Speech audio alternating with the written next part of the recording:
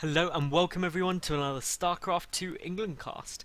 Today I've got a best of one game. It is between DIMAGA, who is the red Zerg player in the lower left, and Vegakiljardi, who is the blue Protoss player, who I'm going to call Jardi for the entire game because it's easier to say. Now, what can we expect in a PvZ? Well, I reckon DIMAGA, he's going to be going for a 14 or 15 pull because that's what you do, then into a quick expansion and a really quick third, about 45 minutes. Jardi, he's going to be going for probably a fast expansion, especially as he's going to drop the pylon down around here any second. So that is going to be the real proof. And then, there we go. So what can we see here from Jardi? Well, ultimately you can go for a Forge first or a Nexus first. Those are your two main options. On Cloud Kingdom, I reckon we will probably see a Nexus first, but who knows, we'll wait and see. Don't want to assume anything, because that is when you miss something that could be awesome. Obviously, both these players, well, DIMAGA, he's a GM player, he's pretty well known. I don't think I've ever come across Jardi before. I don't think I've cast one of his games, so who knows, but I had a quick Google search. Or I probably should have done a more thorough Google search, but I couldn't find anything too interesting on him, so who knows.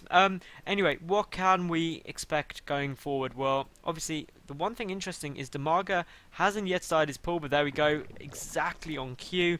15 pull, he'll probably now go for a relatively quick natural base, and then his third will come out, as I said, at 4 to 5 minutes rather.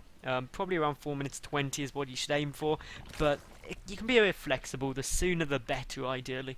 Anyway, so this probe is going to come down and is going to pylon block DIMAGA. The pylon block is going to go down. You're going to be so annoyed.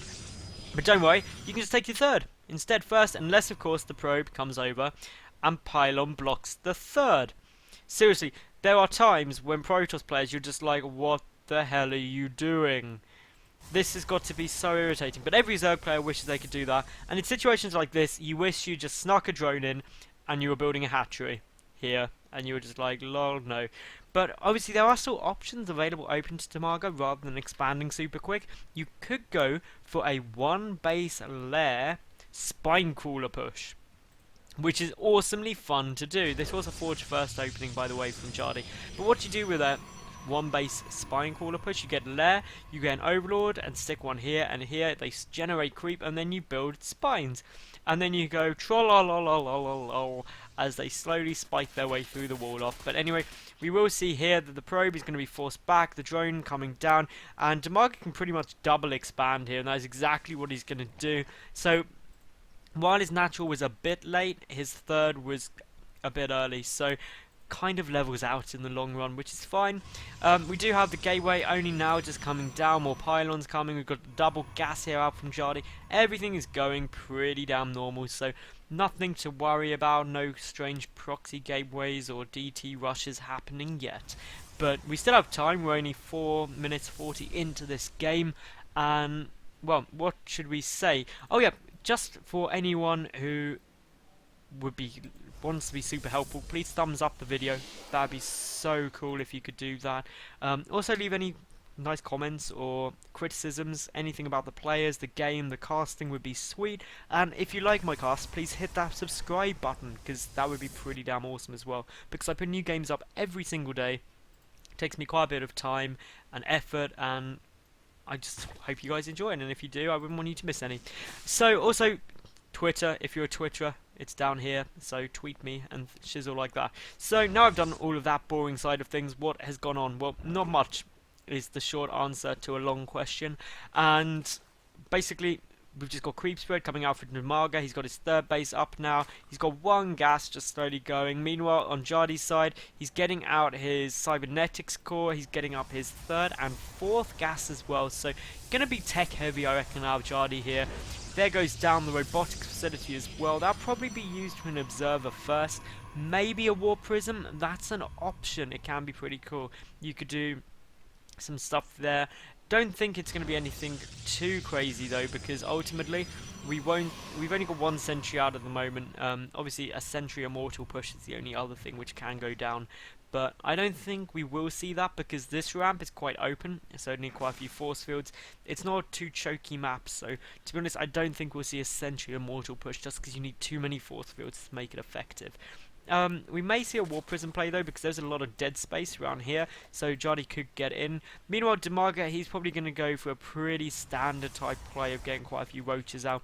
He's getting the right number of gas up. His third gas is there. Side the lair, we'll probably see a roach one out soon, and then roach speed obviously. But what we've got from Jardi is we're going to have Colossi coming out really quick. That robotics base super early. One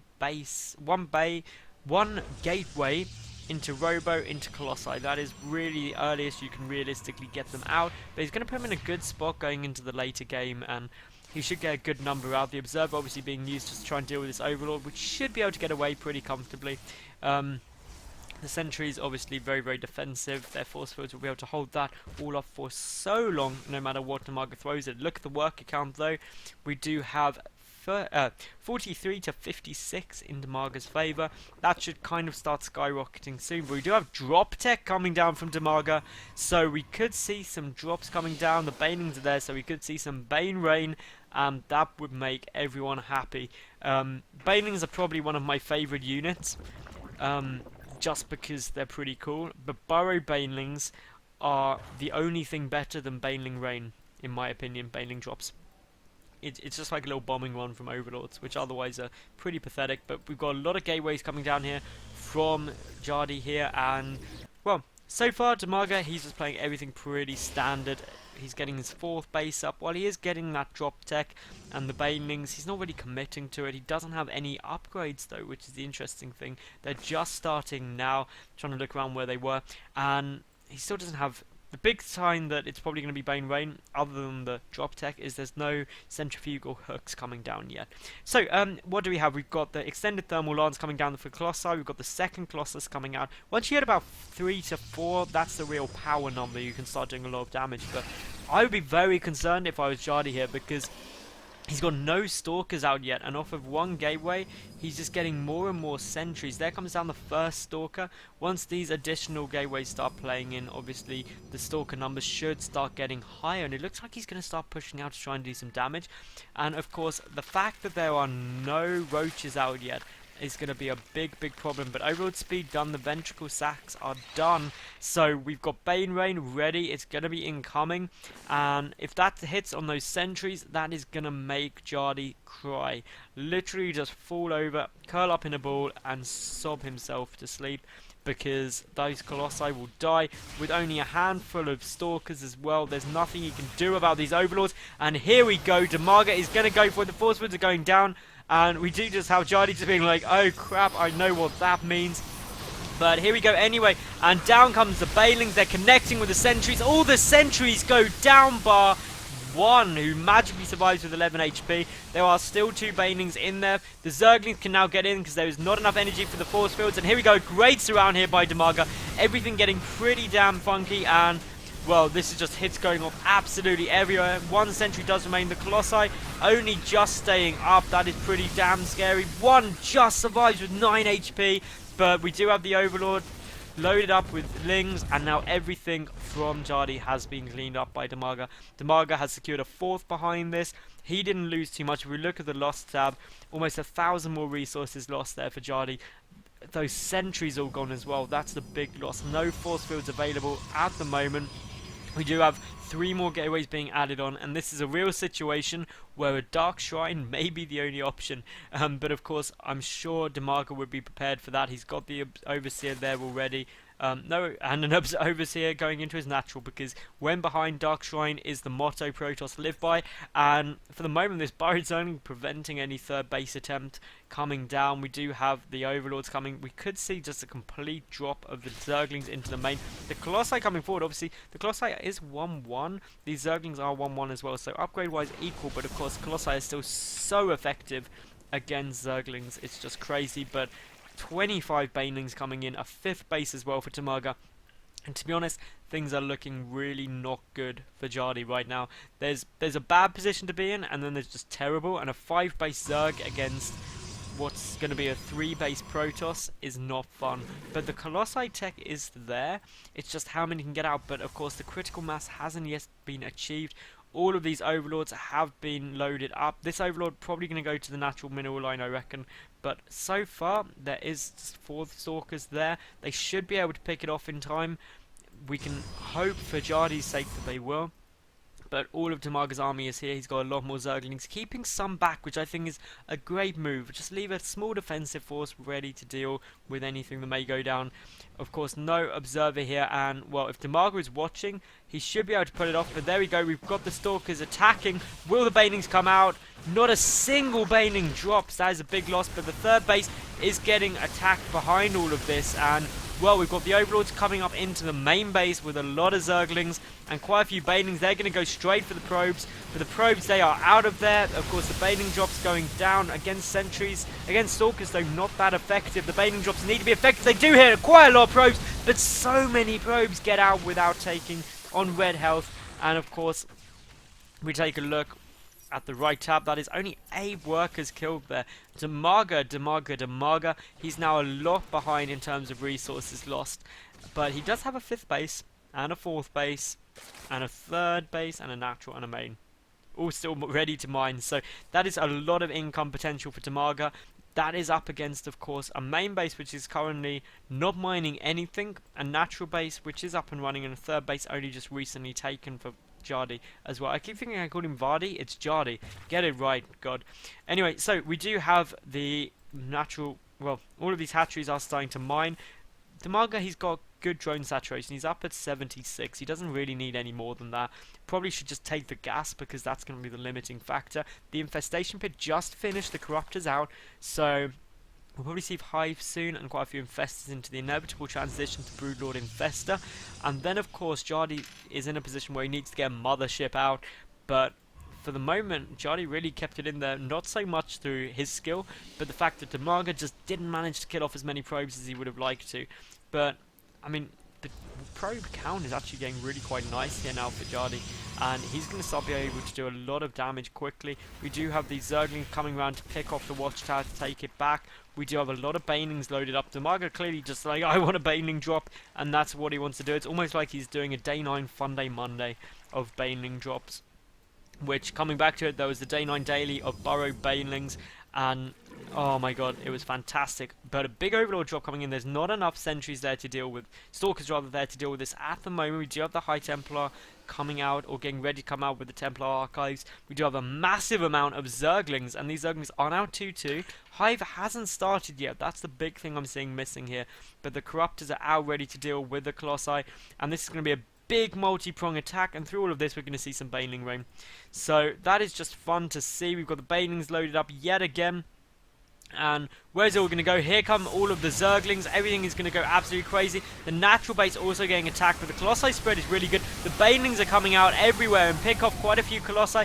Meanwhile, we've got the Banelings coming to the natural, and there's nothing here watching this. And, well, we're just going to see so many probes die, which is sad, sad times. Every time a probe dies, a baby kitten dies too, or something.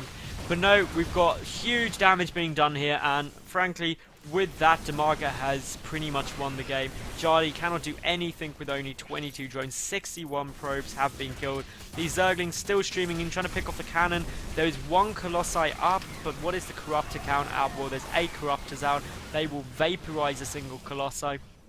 These Zerglings are still streaming into the main base. Here comes the Corruptors. They won't vaporize any Colossi, though, if DIMAGA sacrifices them all free of charge. But the Zerglings may, if the Zerglings take out the Colossi, that would just be incredible. The Corruptors on their way over. More Zerglings streaming in, and Jardi's putting up a good defense, but now the Colossi is dead. He's going to have huge problems. The Overlord's coming over, just feigning the Baneling drop, and of course they just soak up some fire from those Zerglings. No more Stalkers will be coming out now because the Cybernetics core is down, and the few remaining probes are getting cleaned up here by DIMAGA. The one thing I would say, DIMAGA did get a bit sloppy with his play occasionally, knowing he'd won. which is always a dangerous move, because for someone like DIMAGA, it doesn't matter too much, because he's super awesome. But for someone like you watching, unless of course you're Bomber or Cass or someone who maybe frequently views my channel, if you're your average player, so kind of under Grandmaster level or High Masters, don't get slack because you think you've won, because your opponent can do something you're not expecting.